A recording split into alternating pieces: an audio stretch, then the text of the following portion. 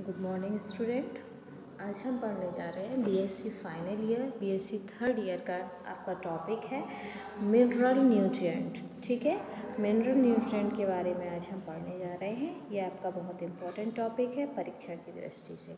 ठीक है, तो मिनरल न्यूट्रिएंट होता क्या है हम वो समझेंगे आज।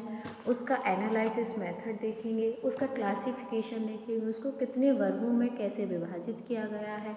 ठीक है, पहले कितने वर्गों में उसको विभाजित किया गया था, बाद में कितने वर्गों में उसको विभाजित किया गया है, इन सब के बारे में हम आज पढ़ेंगे, जानेंगे।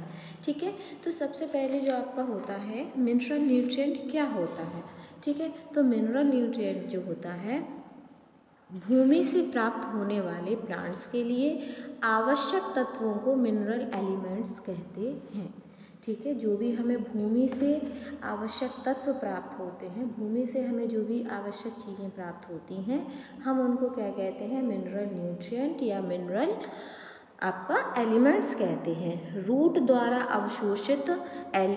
अवशोषण के बाद ये तत्व फाइलम द्वारा प्लांट्स के ऊपरी भागों में पहुंच जाते हैं। जैसा कि मैंने आपको बताया है कि जो पेड़ पौधों के लिए आपका जो महत्वपूर्ण जो आपके एलिमेंट्स रहते हैं, न्यूट्रिएंट्स रहते हैं, उनको कौन अवशोषण करता है, रूट। और रूट अवशोषण करके अपने पास नहीं रखती है, ये क्या करता है, जो फ्लोएम रहता है ये उसको पौधे के अन्य भागों में क्या कर देता है, डिस्ट्रीब्यूट कर देता है, भेज देता है। ठीक है, तो फ्लोएम द्वारा प्लांट्स के ऊपरी भागों में पहुंच जाते हैं। इन खनिज तत्वों में से पौधे कुछ को विभिन्न लवणों यौगिकों के रूप में अवशोषित करते हैं। जो भी न्यूट्रिएंट हमारी जो मिट्टी से जड़ ने प्राप्त किए, उनमें से प्लांट्स कुछ मिनरल्स को क्या करते हैं, एलिमेंट्स कुछ विभिन्न लवणों को यौगिकों के रूप में अवशोषित करते हैं। मिनरल एलिमेंट का प्लांट्स द्वारा उनकी वृद्धि तथा विभिन्न जैविक अभिक्रियाओं द्वारा लिया जाना अथवा अवशोषण मिनरल न्यूट्रिएंट कहलाता है। मतलब क्या हुआ इसका कि सबसे पहले तो जो हमारा प्लांट्स रहता है उसकी जड़ें जो है भूमि से आवश्यक न्यूट्रिएंट को ग्रहण करती हैं, आवश्यक पोषक तत्वों को ग्रहण करती है, और ये पोषक तत्व फ्लोएम द्वारा पौधे के ऊपरी भागों में पहुंच जाते हैं।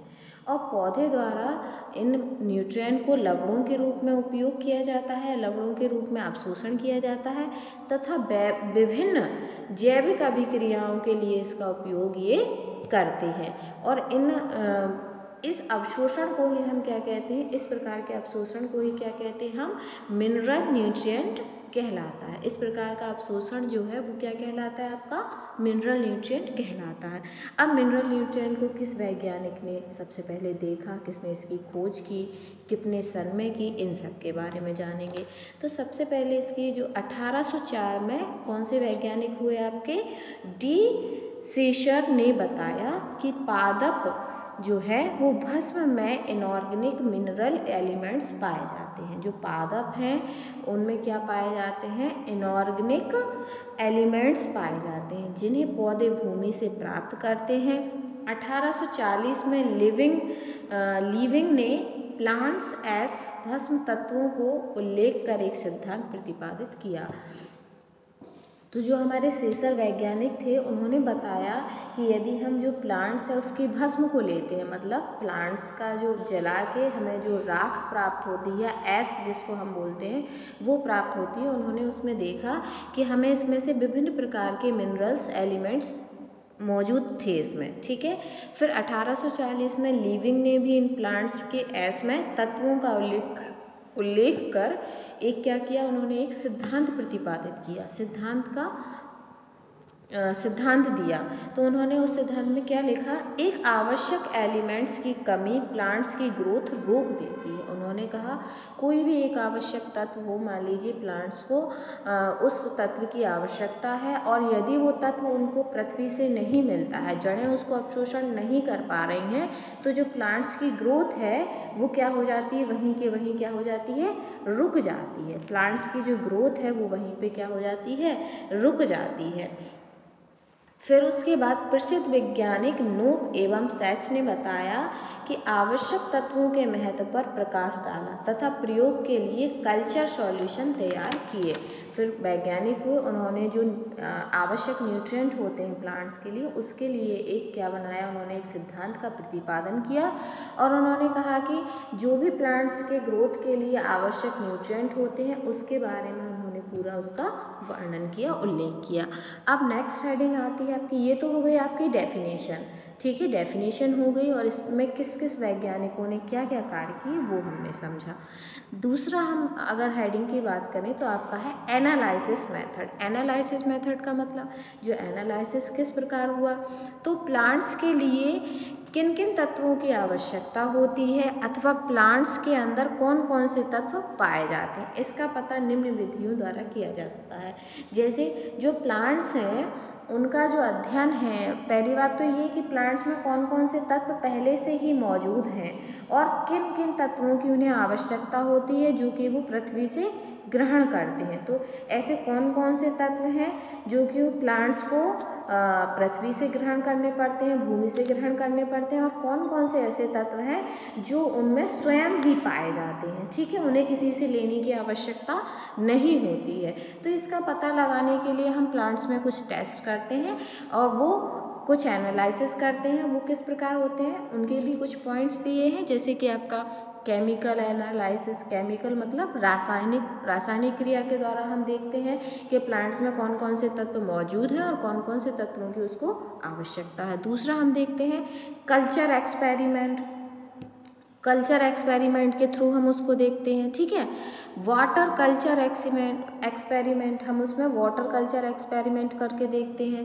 सैंड कल्चर एक्सपेरिमेंट मतलब जो रेत है उसमें हम उसको कल्चर करके देखते हैं, उसको उगा करके हम देखते हैं, वाटर में उगा करके देखते हैं, सैंड में उगा करके देखते हैं। कल्चर एक्सपेरिमेंट हम इस प्रकार करते हैं ताकि हमें ये पता चल सके कि जो हमारा प्लांट्स है, जो हमारा पेड़ है, उसमें किन किन चीज़ों की आवश्यकता है और कौन कौन सी चीज़ें उसमें ऑलमोस्ट पाई जा रही हैं, ठीक है। फिर थर्ड आपकी हेडिंग आती है classification of mineral elements. Classification मतलब इसको किन भागों में इसको वर्गीकृत किया गया है। तो सबसे पहले इसको जो क्लासिफिकेशन है, प्लांट्स में पाए जाने वाले प्रमुख एलिमेंट्स, प्लांट्स में कौन कौन से एलिमेंट्स पाए जाते हैं, जैसे आपका कार्बन है, ऑक्सीजन है, हाइड्रोजन है ना, सल्फर है, फास्फोरस, मैग्नीशियम, कैल्शियम, ये क्या है उसमें प्लांट्स में पाए जाते थे। बहुत सारी चीज़ें उसमें और भी पाई जाती थी, ठीक है। तो इनको कौन कौन से एलिमेंट्स जो हैं वो प्लांट्स में पाए जा रहे हैं, तो इनको दो भागों में डिवाइड किया। एक तो आपको इसेंशियल मतलब जो आवश्यक तत्व होते हैं उसमें डिवाइड किया, दूसरा किया उन्होंने आपका नॉन एसेंशियल मतलब जो आवश्यक तत्व नहीं होते हैं। दो भागों में उन्होंने उसको बांटा। लेकिन दो भागों में बांटने से उनका काम नहीं बना कि मान लीजिए एसेंशियल तो बहुत कम ही तत्व ऐसे हैं, जैसे कार्बन है हमारे लिए एसेंशियल है, हाइड्रोजन मतलब पानी, ऑक्सीजन, नाइट्रोजन, ये हमारे लिए एसेंशियल, लेकिन बाकी जो भी जितने भी तत्व इनमें पाए जाते थे वो सारे क्या हो गए, नॉन एसेंशियल। तो फिर बाद में वैज्ञानिकों ने क्या किया, इसको दो और भागों में बांटा, एक तो आपका मैक्रोन्यूट्रिएंट और एक आपका माइक्रोन्यूट्रिएंट। तो जो आपका मैक्रोन्यूट्रिएंट था उसमें कौन कौन से तत्व हैं और जो आपका माइक्रोन्यूट्रिएंट था उसमें कौन कौन से तत्व हैं। तो जो आपके मैक्रोन्यूट्रिएंट में है carbon, hydrogen, oxygen, nitrogen, sulphur, potassium, ठीक है, मैग्नीशियम, कैल्शियम, ये आपके हैं क्या हैं, आपके जो है आपके मैक्रोन्यूट्रिएंट्स मतलब पेड़ पौधों को पेड़ पौधों में इनकी मात्रा जो है वो अधिक पाई जाती है, ठीक है, या ये हमारे लिए ज़्यादा उपयोगी है। दूसरा इन्होंने डिवाइड किया माइक्रोन्यूट्रिएंट में। तो माइक्रोन्यूट्रिएंट क्या थे आपके, ब्रोमीन, मैग्नीशियम, जिंक, ठीक है, इनमें इनको वर्गीकृत किया। बाकी जो भी आपका मैक्रो और माइक्रो है उनका हम डिटेल में अध्ययन अपनी नेक्स्ट क्लास में करेंगे, क्योंकि आपका ये टॉपिक काफ़ी बड़ा है और परीक्षा की दृष्टि से भी बहुत महत्वपूर्ण है। तो आज हमने पढ़ा आपका डेफिनेशन क्या है आपकी मिनरल न्यूट्रिएंट की, उसके एनालिसिस मेथड क्या, एनालिसिस मेथड में पढ़ा हमने culture method, sand method, chemical method, है ना, इनके बारे में पढ़ा। क्लासिफिकेशन, इसको दो भागों में डिवाइड किया सबसे पहले तो, एसेंशियल और नॉन एसेंशियल, लेकिन बाद में इनको किस में डिवाइड किया गया, दो और भागों में डिवाइड किया गया। जो भाग क्या थे आपके, मैक्रोन्यूट्रिएंट एंड माइक्रोन्यूट्रिएंट।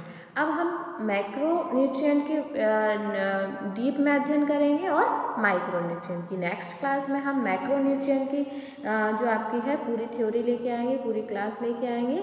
तो मैक्रोन्यूट्रिएंट के बारे में जानेंगे कि वो हमारे लिए क्या क्या, कौन कौन से मैक्रोन्यूट्रिएंट होते हैं सबसे पहले तो, और उनके क्या क्या लक्षण होते हैं और वो किस प्रकार हमारे जीवन में उपयोगी होते हैं या पेड़ पौधों के लिए उपयोगी होते हैं। तो आज की क्लास में हम इतना ही पढ़ेंगे। आगे की नेक्स्ट क्लास में हम मैक्रोन्यूट्रिएंट के बारे में चर्चा करेंगे। Thank you.